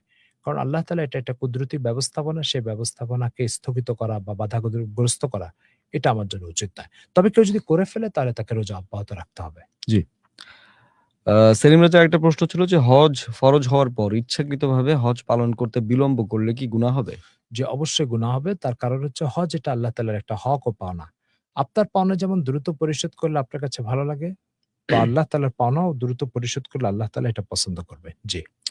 যে আমাদেরকে লিখেছেন সুমন খান ইমন। তিনি লিখেছেন আকিকার গোশত দিয়ে আ মৃত তো আত্মীয়দের দাওয়াত অনুষ্ঠান করা যাবে কিনা? করা যাবে, কোনো সমস্যা নেই। কিন্তু মৃত ব্যক্তির জন্য দাওয়াতের অনুষ্ঠান এটা শরীয়ত সম্মত নয়। জি। আপনি আকিকার গোশত এটাতে ব্যবহার করতে পারবেন, এটা একটা ভিন্ন বিষয়। কিন্তু মৃতদের জন্য খাবারের আয়োজনের যে পন্থা ও পদ্ধতি আমাদের সমাজে প্রচলিত আছে, এটা শরীয়ত সম্মত নয়। শরীয়ত বিরোধী কাজ। এবং সমাজে যে কয়টা বেদাতের শিকড় অত্যন্ত গভীরে গ্রথিত, তার ভিতরে একটা বেদাত ও কুসংস্কার হচ্ছে এটা যে কেউ মারা গেছে, এখন জীবিতদেরকে পেট ভরে খেতে হবে। প্রশ্ন হচ্ছে আমরা সবাই পেট ভরে খেলাম, মৃতের কি উপকার হবে তাতে? জি। হ্যাঁ, যেটা উপকার হবে সেটা হচ্ছে এই টাকাটা আপনি সদকা করে দেন কোনো গরিব মিসকিনকে, সেটার দ্বারা উপকৃত হবে, সেই টাকা আপনি আ সেই সওয়াবটা মৃত পাবে এবং তার দ্বারা তার উপকার হবে। জি। জি। ধন্যবাদ মোহতারাম। ফাহিম আবরার তিনি আমাদেরকে প্রশ্ন করেছিলেন, আলহামদুলিল্লাহ। হুজুর আরেকটা প্রশ্ন, মহিলারা তারাবির নামাজ জামাতে পড়বে নাকি বাসায় একা, একা পড়বে? কোনটা উত্তম? বেশিরভাগ ক্ষেত্রে দেখা যায় আমাদের মায়েরা বিশুদ্ধ কোরআন তেলাওয়াত করতে পারেন না। এই বিষয়টা একটু জানাবেন। আসসালামু আলাইকুম ওয়া রাহমাতুল্লাহ। মহিলারা একা, একা বাসায় তারাবি পড়া এটাই উত্তম। আর যে মা-বোনেরা যে বিশুদ্ধ কোরআন তেলাওয়াত করতে পারেন না, তো এটার জন্য শিখে নিবে। ফরজ নামাজ যদি অশুদ্ধ তেলাওয়াত দ্বারা তিনি করেন, তো তারাবির নামাজ অশুদ্ধ তেলাওয়াতের দ্বারা তার পীড়া হবে কেন? পীড়া হলে তো ফরজ নামাজের ব্যাপারেই পীড়া হওয়া উচিত। তো সেজন্য আ বিশুদ্ধ তেলাওয়াত এটা নামাজের একটি ফরজ। এই ফরজটার ব্যাপারে যত্নবান হতে হবে। হয়ে ফরজ নামাজও ঠিক করতে হবে, তারাবিও ঠিক করতে হবে। কিন্তু অশুদ্ধ তেলাওয়াত করে এইজন্য মহিলাকে জামাতবদ্ধ হয়ে তারাবি পড়ার অনুমতি দিতে হবে। এটা কোনো যুক্তিসঙ্গত কারণ নাই। জি। জি, মাহমুদুল হাসান আলামিন তিনি লিখেছিলেন, মসজিদের টাকা দিয়ে ব্যবসা করা যাবে কিনা? মসজিদের টাকা দিয়ে ব্যবসা করা না। মসজিদের টাকা দিয়ে ব্যবসা করা জায়েজ নেই। তার কারণ হচ্ছে মানুষ যখন মসজিদে দান করে তো এটা ব্যবসার নিয়তে দান করেন। এটা মসজিদের আ প্রয়োজন মিটানোর জন্য দান করে। সেজন্য ওই টাকাকে এর বাইরে অন্য কোনো কাজে ব্যবহার করা শরীয়ত সম্মত নয়। জি। জি, রিমন আমাদেরকে প্রশ্ন করেছিলেন যে, বিতরের সালাতের আগেই জামাত ছেড়ে যাওয়া কি জায়েজ কিনা? যদিও আমরা এই প্রশ্নটার উত্তর মনে হয় ১ম দিকে দিয়েছিলাম। তারপর আমরা একটু আ জি, মোহতারামের কাছ থেকে বিতরের জানবো। নামাজের মানে বিতরের নামাজের পূর্বে হুম। তিনি যদি আগেই যদি জামাত ছেড়ে যায়, তাহলে কি সেটা জায়েজ হবে কিনা? ও অর্থাৎ উনি তারাবির নামাজ একটা অংশ পড়ে আরেকটা অংশ বিদায় নিলেন। বিদায় নিলেন। মানে বিতরের নামাজ পড়লেন না, তার আগে পড়লেন। উনি আচ্ছা, বিদায় নিলেন। বিতরের নামাজ এটা ওয়াজিব। জামাতের সাথে পড়তে পারলে ভালো। না হলে আপনাকে অবশ্যই এটা আদায় করতে হবে। এটা আপনি তারাবি পুরাটা পড়ুন আর আংশিক পড়ুন অথবা নাই পড়ুন। বিতরের নামাজ এটা ওয়াজিব, এটা আপনাকে যেকোনো মূল্যে আদায় করতে হবে। জি। ধন্যবাদ মোহতারাম। আবু বক্কর সিদ্দিক তিনি লিখেছিলেন, যারা লঞ্চ অথবা বাস গাড়িতে ড্রাইভার হিসেবে চাকরি করে, তাদের কি নামাজ কসর পড়তে হবে? তারা তো সবসময় এগুলোর ভিতরেই থাকে। লঞ্চ অথবা বাস। আপনি মনে হয় ১ম দিকে একটু মিস করেছেন জি, জি। আমাদের। ৭৭.৫ কিলোমিটার অতিক্রমণ হলে আ যেকোনো ব্যক্তিকেই আ কসরের নামাজ পড়ার অনুমতি আছে। সে ড্রাইভার হোক, হেল্পার হোক, বাসে হোক, লঞ্চে হোক, প্লেনে হোক, ঘোড়ার উপরে হোক, উটের উপরে হোক, পায়ে হেঁটে হোক। যেভাবে হোক না কেন, জি, ৭৭.৫ কিলোমিটার অতিক্রমণ করলে সে কসর পড়তে পারবে। জি। জি। সেলিম রাজার একটা প্রশ্ন ছিল যে, মসজিদের জমিতে দোকানপাট দেয়া যাবে নাকি? মসজিদের জায়গা যিনি অক্ফ করেছেন, দান করেছেন, তিনি যদি অক্ফের টাইমে এই নিয়ত করে থাকেন যে আমার এই মসজিদের এই জায়গাতে কিছু দোকান হবে আর সেই দোকানের অর্থ মসজিদের কাজে খরচ হবে, তাহলে এটা জায়েজ আছে, অসুবিধা নেই। জি। কিন্তু পরবর্তীতে যদি কেউ নিজে থেকে করতে চায় সেক্ষেত্রে আসলে সেক্ষেত্রে জায়েজ হবে না। জি। জি, আমাদেরকে ইমন লিখেছেন, অসুস্থতার কারণে ইমাম সাহেব রোজা না রেখে তারাবির নামাজ পড়াতে পারবে কিনা? জি, অসুস্থতা যদি এমন হয় যে যেটার সাথে ইমামতি চলে, কেরাত শুদ্ধ হয়, শুদ্ধ উচ্চারণটা বাধাগ্রস্ত হয় না, তাহলে পারবে। জি। ধন্যবাদ মোহতারাম। আচ্ছা, এখানে আমাদের একজন বন্ধু লিখেছেন, আল আমিন হুসাইন। তিনি লিখেছেন, আমি একজন নারী। আমার বর্তমান পরিস্থিতি জানি একটা মাসালা বা পরামর্শ জানতে চাচ্ছি। আজ থেকে প্রায় ২ বছর আগে আমার বিবাহ হয়েছিল। বিয়ের ১ বছর পর আমি আমার স্বামীকে কোর্টের মাধ্যমে তালাক প্রদান করি। পরবর্তীতে আমার স্বামী ২য় বিবাহ করেন। সেই বিয়ের সময় উভয় পক্ষই জানতেন যে আমাদের তালাক হয়ে গেছে এবং মৌখিকভাবেও আমাদের ছাড়াছাড়ি সম্পন্ন হয়েছিল। বর্তমানে আমার স্বামী তার ২য় স্ত্রীকে তালাক দিয়েছেন এবং তিনি পুনরায় আমাকে স্ত্রী হিসেবে গ্রহণ করতে চাচ্ছেন। আমি বিচ্ছেদের পর থেকে এখন পর্যন্ত অন্য কাউকে বিবাহ করিনি। উল্লেখ্য যে আমি তাকে ৩ তালাক দিয়েছিলাম। এমত অবস্থায় শরীয়ত অনুযায়ী আমি কি পুনরায় আমার সেই স্বামীর ঘরে ফিরে যেতে পারবো? বা আমাদের আবার বিবাহ হওয়া সম্ভব কিনা? দ্রষ্টব্য, আমার স্বামী তখন সেই তালাক গ্রহণ করেনি। আ বিষয়টি বিস্তারিত জানালে কৃতজ্ঞ হতাম। ১ম কথা হচ্ছে আপনার বিবাহর যে কাবিননামা, সেখানে ১৮ নম্বর ধারায় যদি লেখা থাকে যে আপনাকে আপনার স্বামী তালাকের অধিকার দিচ্ছে, তাহলেই কেবল আপনি তালাক দিতে পারবেন। সেখানে যদি লেখা থাকে যে স্বামী স্ত্রীকে তালাকের অধিকার দিচ্ছে না, তাহলে আপনি তালাক দিতে পারবেন না, সে অধিকার আপনার নাই। একটা বিষয়। 2 নম্বর বিষয়, যদি সেখানে তালাক দেওয়ার অধিকার লেখা থাকে যে আপনার স্বামী আপনাকে তালাক দেওয়ার অধিকার দিয়েছে, তাহলে সে প্রদত্ত অধিকারের আলোকে আপনি তালাক দিয়েছেন। এখন কয় তালাক দিয়েছেন? যদি ১ বা ২ তালাক দিয়ে থাকেন তাহলে আপনি এই স্বামীর সাথে সংসার করতে পারবেন। আর যদি আপনি তালাক দেন ৩ টা, তাহলে এই স্বামীর সাথে সংসারের টোটাল সব রাস্তা বন্ধ হয়ে গেছে। ৩ তালাকের পরে কখনোই স্বামীর সাথে স্ত্রী সংসার করতে পারে না। দাম্পত্য সম্পর্ক টিকানোর কোনো সম্ভাবনা নেই, সুযোগ নেই। আর যদি ১ বা ২ তালাক দেন এবং সেখানে আপনার আ ব্যা ৩ টা পিরিয়ডের টাইম পার হয়ে চলে গেছে, তাহলে আপনি পূর্বের স্বামীর কাছে ফিরে যেতে হলে আপনাকে নতুন করে বিয়ে করতে হবে। অর্থাৎ মোহর নির্ধারণ করতে হবে, উভয় রাজি থাকতে হবে, সাক্ষী থাকতে হবে। তারপর আপনি তার কাছে ফিরে যেতে পারবেন। তো আ আপনি আপনার ১ম স্বামীর কাছে ফিরে যেতে চাচ্ছেন, তো এই কয়েকটা বিষয় দেখতে হবে। একটা বিষয় হচ্ছে যে আপনাকে তিনি তালাক দেওয়ার অধিকার দিয়েছেন কিনা। ২য় বিষয় দেখতে হবে আপনি ১ তালাক দিয়েছেন না ২ তালাক না ৩ তালাক সেটা দেখতে হবে। ১ তালাক ২ তালাক দিলে ফিরে যাওয়ার সুযোগ আছে। ৩ তালাক দিলে ফিরে যাওয়ার সুযোগ নেই। ৩ নম্বর বিষয় দেখতে হবে যে আপনাকে যে আপনি যে ১ তালাক বা ২ তালাক দিয়েছেন, এখন সেই স্বামীর কাছে ফিরে যেতে হলে নতুন করে বিবাহ বন্ধন হতে হবে। পিছনের বন্ধনের সম্পূর্ণ বিচ্ছেদ হয়ে গেছে, সেটার আলোকে ফিরে যাওয়ার আর কোন সুযোগ নেই। ধন্যবাদ মোহতারাম। আশা করি আলামিন হোসেন যিনি প্রশ্নটি করেছিলেন উত্তরটা আপনি পেয়েছেন। আমাদের সঙ্গে আরো আছেন। আসসালামু আলাইকুম। কোন মেয়ে যদি তার স্বামীকে ছেড়ে দিতে চায় আ যে আমার স্বামী ভালো না, এজন্য আসলে করণীয় কি? ১ম কথা হচ্ছে যে স্বামী ভালো না, করণীয় কি? এটা বিবাহের আগে দেখার উচিত। ঠিক আছে? আমি একটা পণ্য ভালো করে দেখে তারপরে ক্রয় করা উচিত। একটা জি। পণ্য যখন আমি ভালো করে দেখে ক্রয় করতে যাব, তো আমি জীবনসঙ্গী নির্বাচনের ক্ষেত্রে কেন ভালো করে বাছবো না, দেখব না যে আসলে সে দাম্পত্য জীবনের উপযোগী কি উপযোগী নয়? জি, সারা জীবনের প্রশ্ন। জি, সারা জীবনের প্রশ্ন। ঠিক আছে? যে জামাটা আমি ১ বছর ব্যবহার করব, সেটার জন্য আমি যদি আ শুরু থেকে শেষ পর্যন্ত দেখে বেছে-টেছে এটা বাদ দিয়ে ওটা, ওটা বাদ দিয়ে ওটা, এটা করতে আমি উদ্বুদ্ধ হই বা বাধ্য হই। হুম। সারা জীবনের জন্য একটা জীবনসঙ্গী বাছবো। সেটা কি রাস্তার থেকে একজন দেখে পছন্দ করে বিয়ে করে নিয়ে চলে আসবো? তো আমাদের বড় একটা ঘাটতি হচ্ছে এই যে আমরা কাউকে একটু দেখে পছন্দ হলো, কারো খুব সুন্দর আকর্ষণীয় কথা শুনে ভালো লাগলো, ব্যাস চলো তুমি আমার জীবনসঙ্গী। আসলে সে নৈতিকতার অধিকারী কিনা এবং স্বামী হিসাবে যোগ্য কিনা এবং আমার পরবর্তী প্রজন্ম সন্তানের বাবা হওয়ার যোগ্য কিনা, এই সমস্ত বিষয়গুলা আদৌ আমরা বিচার বিবেচনা করি না। তারপরে বিবাহ করি, এরপরে ঝামেলা লাগে, এরপরে দাম্পত্য কলহ, এরপরে বিচ্ছেদ। এই হচ্ছে আমাদের বাস্তবতা। তো এই হচ্ছে ১ম কথা। ২য় নম্বর কথা হচ্ছে আপনি যেই স্বামীকে পছন্দ করেন না বা যার থেকে আপনি বিচ্ছেদ চাচ্ছেন, আপনার জন্য উচিত হবে আপনি উভয় পরিবারকে জানান। উভয় পরিবারের মধ্যে একটা সমঝোতার মাধ্যমে তারপরে বিচ্ছেদের সিদ্ধান্ত নেন। আপনি এককভাবে বিচ্ছেদের সিদ্ধান্ত নিলে সেটা শরীয়তসম্মত নাও হতে পারে। জি। ধন্যবাদ মোহতারাম। আমাদের সেই বন্ধুই কিন্তু একটা প্রশ্ন করেছিলেন আরো একটা, সেটা হচ্ছে যে আচ্ছা হুজুর, একজনের ২ বার বলে দিয়েছে তার স্ত্রীকে, আ পরবর্তীতে ওই এলাকায় ইমাম সাহেব মানে তালাক বলে দিয়েছে আরকি।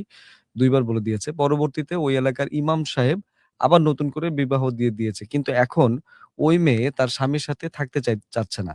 এইজন্য আসলে কি করণীয় এবং একটু বিস্তারিত বললে ভালো হবে। জি, ১ম কথা হচ্ছে ইমাম সাহেব যে বিবাহটা দিয়েছে সে বিবাহটা শুদ্ধ কিনা এটা ১ম যাচাইয়ের বিষয়। ২য় নম্বর বিষয় হচ্ছে যদি সেই বিবাহটা শুদ্ধ হয় আর তারপরেও যদি তাদের দাম্পত্য কলহে লাগে এবং ওই মেয়ে ওই স্বামীর সাথে থাকতে না চায়, তাহলে উভয়ের পরিবার সমঝোতার ভিত্তিতে যদি বিচ্ছেদ করায় দেয়, তাহলে এই বিচ্ছেদ গ্রহণযোগ্য। একচেটিয়া স্বামী স্ত্রী বলে দিবে, "যাও তুমি তালাক, তোমার সাথে থাকবো না।" এটা ইসলামে গ্রহণযোগ্য না। জি। জি। আচ্ছা, আমাদের সেলিম রাজ লিখেছেন শুক্রবারের আমল সূরা কাহফ কয়েকবার আ পড়া যাবে কিনা? জি, জি। আপনি যতবার ইচ্ছা পড়তে পারেন। কোন সমস্যা নাই। সূরা কাহাফ। জি। জি। আ এখানে আছেন আচ্ছা, আসসালামু আলাইকুম। আব্দুল মজিদ সাহেবের যে লাইভ প্রোগ্রাম হয়, এই প্রোগ্রামে আমি কিভাবে প্রশ্ন করতে পারি? কোথা থেকে প্রশ্ন করব? অনেক, অনেক ধন্যবাদ আমাদের এই মানুষটিকে, এই সম্মানিত শ্রোতা এবং দর্শককে, নেহাল উদ্দিন তিনি সম্ভবত। আপনি যদি আমাদের অ্যাড্রেসে আসেন, যদিও আজকে আমরা আমাদের পর্বের একেবারেই শেষ পর্যায়ে আছি। তারপরেও আমি আপনাকে বলে রাখছি, আমি লিঙ্কটাও আপনাকে দিয়ে রাখবো। যারা WhatsApp এ আমাকে এই প্রশ্নটা করেছেন। আমাদের Facebook পেজে কিন্তু এই আয়োজনটি প্রতিদিন শনি থেকে বৃহস্পতিবার লাইভ হয় এবং শুক্রবারে কিন্তু আমরা বিশেষভাবে একটা এপিসোড করি, যেটা হচ্ছে আপনাদের যে প্রশ্নগুলো আমরা পড়তে পারি না সময়ের কারণে, সেই প্রশ্নগুলোর উত্তর দেওয়ার জন্য কিন্তু আমাদের মোহতারাম থাকেন। সো আমি আপনাকে যেটা বলব যে আপনি আমাদের Facebook এ যুক্ত হতে পারেন। facebook.com/iloveDhakaFM, এখানে যদি আপনি দেখতে চান। আর তাছাড়াও আপনি WhatsApp এ যে লিখেছেন বা জানতে চেয়েছেন, এই WhatsApp এও কিন্তু আপনি আপনার প্রশ্নটি আপনার আমাদের কাছে পৌঁছে দিতে পারেন। আমরা এখান থেকেও কিন্তু প্রশ্ন নিই। অনেক, অনেক ধন্যবাদ। আপনি আমাদের সঙ্গে যুক্ত হয়েছেন এই কারণে। এবং যারা আরো লিখেছেন আমরা মোহতারাম আমরা আসলে শোয়ের একেবারেই শেষ পর্যায়ে। তারপর আমি আরেকটা প্রশ্ন নেই ছোট্ট করে। অ্যা আচ্ছা, সময় জামান তিনি লিখেছেন, খুব নামকরা মসজিদের খতিব কাছে আমি পানি পড়া নিতে গেলাম। তিনি পানিতে ফু দেওয়ার সময় তার খাদেম বলল, "হাদিয়া দিন।" আমি বললাম, "কত?" খাদেম বলল, "১৪০।" তারপরে আমি দিলাম। প্রশ্ন হলো ইসলাম এই বিষয়ে কি হিসেবে দেখেন? মানে এটা কি ইসলামে জায়েজ কিনা? জি, বিষয়টা হচ্ছে কোরআন বা কোরআনের কোনো দোয়া পড়ে ঝাড়ফুঁক করা শরীয়ত সম্মত। আল্লাহ তাআলার কোনো গুণবাচক নাম পড়ে ঝাড়ফুঁক করা এটা শরীয়তে অনুমোদিত। কিন্তু আ এর বাইরে কোনো কুফুরি কথা বলে ঝাড়ফুঁক করা এটা শরীয়তে নিষিদ্ধ। ২য় বিষয় হচ্ছে যে এর পারিশ্রমিক। কোরআন যদি কেউ দুনিয়াবী উদ্দেশ্যে পড়ে, যেমন আপনি দোকান উদ্বোধন করবেন তো একজন আলিমকে বললেন, "আমার দোকানে ১ পারা কোরআন শরীফ তিলাওয়াত করে দেন।" আপনার বাড়ি উদ্বোধন করবেন, বাড়িতে বরকতের জন্য ১ খতম কোরআন পড়বেন। কোন একজন লোক অসুস্থ হয়েছে, তার সুস্থতার জন্য আপনি ১ খতম কোরআন পড়বেন। তো এটার জন্য চুক্তি করে পয়সা নেওয়া বা এই ধরেন ৳১৪০ চেয়ে নেওয়া এটা শরীয়ত সম্মত। কিন্তু হারাম যেটা সেটা হচ্ছে কোন বিরিতের জন্য দোয়া করে। যে আপনি ১ খতম কোরআন পড়লেন, কি উদ্দেশ্য? অমুক মৃতকের জন্য আল্লাহ মাফ করে দেয়, তার এই সওয়াবটা যেন তার আমলনামায় পৌঁছে দেয়। এটা শরীয়তে নিষিদ্ধ এবং হারাম। কবর জিয়ারত করে পয়সা নেওয়া জায়েজ নেই। জানাজার নামাজ পড়িয়ে পয়সা নেওয়া জায়েজ নেই।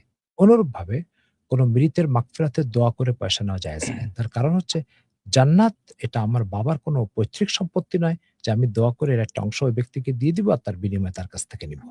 হ্যাঁ, দুনিয়াবী কোনো সুবিধা, স্বার্থ, দুনিয়াবী কোনো রোগ ব্যাধি, দুনিয়াবী কোনো দোকান, ঘর, বাড়ি উদ্বোধনের জন্য কোরআন পড়ে পয়সা নেওয়া এটা জায়েজ। জি। জি। অনেক, অনেক ধন্যবাদ মোহতারাম। আমরা একেবারেই শেষ পর্যায়ে। আমাদের কাছে আর ১ মিনিট সময় আছে।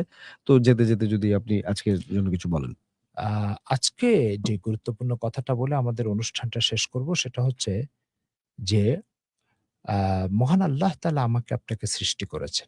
আপনি কি পৃথিবীতে একটি আ ফ্যাক্টরি, অফিস এরকম দেখাতে পারবেন? যে ফ্যাক্টরি এবং অফিসে একজন ব্যক্তি আ ৳২০,০০০ সেলারি পেয়ে ওখানে যে ১০ ঘন্টা টাইম সে পার করবে, সে ১০ ঘন্টাতে সে স্বাধীন। যা ইচ্ছা তাই করতে পারবে, যা ইচ্ছা তা বলতে পারবে, যখন ইচ্ছা তখন আসতে পারবে, যখন ইচ্ছা তখন বিদায় নিতে পারবে। এরকম কোন একটা অফিস সারা পৃথিবীর কোথাও দেখাতে পারবেন? প্রশ্নে আসে না, দেখাতে পারবেন না। প্রত্যেক অফিসে যখন আপনাকে একটা সেলারি দিবে, তো আপনার কাজ নির্ধারণ করে দিবে, সময় নির্ধারণ করে দিবে, গতিবিধি নির্ধারণ করে দিবে, কি করতে পারবেন, কি পারবেন না তার একটা চার্ট তৈরি করে দিবে। পৃথিবীতে কোনো অফিসে যে জিনিস চলে না, সেই জিনিস আমরা মহান আল্লাহ তাআলার জন্য নির্ধারণ করে রেখেছি। কি? এই পৃথিবীকে আল্লাহ পাক তৈরি করেছেন এটা আল্লাহর একটা অফিসের মতো। আমরা এই অফিসে আসছি, জীবনযাপন করছি। এখানে আমরা ভাবছি আমি কি করব? আমি স্বাধীন। আমি কি বলব? এক্ষেত্রে আমি স্বাধীন। আমি কি সিদ্ধান্ত নিব? এক্ষেত্রে আমি স্বাধীন। আমার গতিবিধি কি হবে? সেক্ষেত্রে আমি স্বাধীন। পৃথিবীতে কোথাও তো এটা চলে না। আল্লাহর এখানে চালানোর চেষ্টা করছি কেন? সেজন্য যখনই আপনি নিজেকে স্বাধীন মনে করবেন, তখনই আপনি সৃষ্টির গোলাম বা শয়তানের গোলাম হয়ে যাবেন। আর যখন আপনি আল্লাহ তাআলার দেওয়া নির্ধারিত পাবন্দী বিধিনিষেধের ভিতরে নিজেকে আটকে ফেলবেন, তখন আপনি আল্লাহর গোলাম হলেন। আর এই আল্লাহ তাআলার গোলামি হচ্ছে দ্বীন। আর দ্বীনের সমষ্টিকে গোলামিকেই দ্বীন বলা হয়। আর দ্বীনের সমষ্টি হচ্ছে আল্লাহর গোলামি। তো সেজন্য আসুন আমরা সকলে দ্বীনের মধ্যে আসার চেষ্টা করি, নতুবা পৃথিবীতে কোথাও যেটা চলে না সেটা আল্লাহর ক্ষেত্রে চালানোর চেষ্টা করব। যেটা আমাদের দুনিয়ার জন্য ঝুঁকিপূর্ণ, আখিরাতের জন্য ঝুঁকিপূর্ণ। আল্লাহ তাআলা আমল করার তৌফিক দান করেন। এই বলে আজকের আলোচনা শেষ করছি। আসসালামু আলাইকুম। আসসালামু আলাইকুম। গাজীপুরের কালীগঞ্জের মক্কিনগরে মনোরম প্রকৃতিতে গড়ে উঠেছে আদর্শ দ্বীনী বিদ্যাপীঠ দারুল উলুম ঢাকা, যেখানে মমতার পরশে আমলি পরিবেশে গড়ে তোলা হচ্ছে আগামীর যোগ্য আলেম ও আলোকিত মানুষ। মুহাম্মাদুর রাসূলুল্লাহ ওয়াল্লাযীনা মা'আহু আশিদ্দাউ আলাল কুফফারি রুহামাউ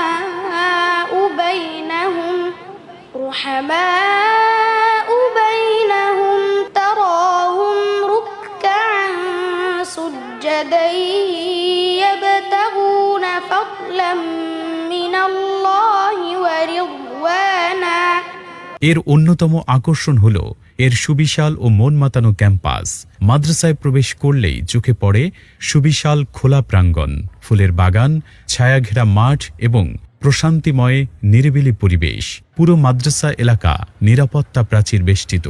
শিক্ষার্থীদের নিরাপত্তা নিশ্চিত করতে গেটে রয়েছে সার্বক্ষণিক সিকিউরিটির ব্যবস্থা। দারুল উলুম ঢাকায় রয়েছে মক্তব বিভাগ, নাজেরা বিভাগ, হিবস ও দাওরাই হাদিস পর্যন্ত কিতাব বিভাগ, অর্থাৎ এক ছাদের নিচে দ্বীনি শিক্ষার পূর্ণাঙ্গ ব্যবস্থা রয়েছে এখানে।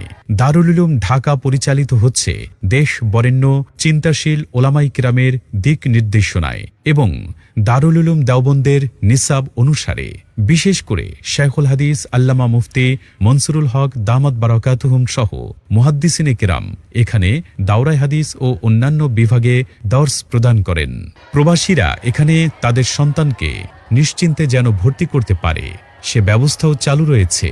এডুম্যাক্স প্লাস মোবাইল অ্যাপের মাধ্যমে ভর্তি ফি প্রদান, হাজিরা, ফলাফল সহ শিক্ষার্থী ও মাদ্রাসার প্রয়োজনীয় সব তথ্য পাওয়া যায় এক ক্লিকেই।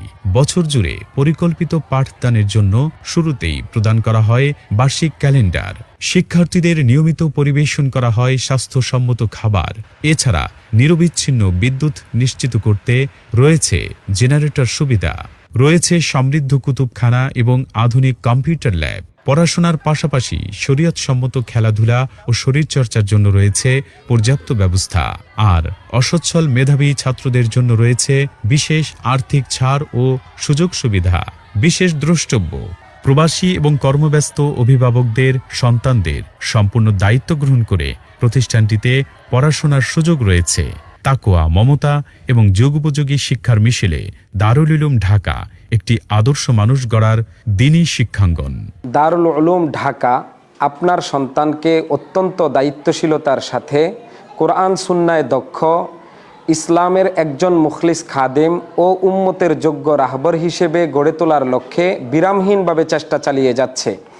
তাই আপনি আস্থাশীল হয়ে আপনার কলিজার টুকরা সন্তানকে আমাদের হাতে তুলে দিতে পারেন। যে সন্তান হবে আখেরাতে আপনার পুঁজি। আমাদের সঙ্গে যোগাযোগের ঠিকানা মক্কিনগর, বান্দাখোলা, কালীগঞ্জ, গাজীপুর। ফোন 01719679586।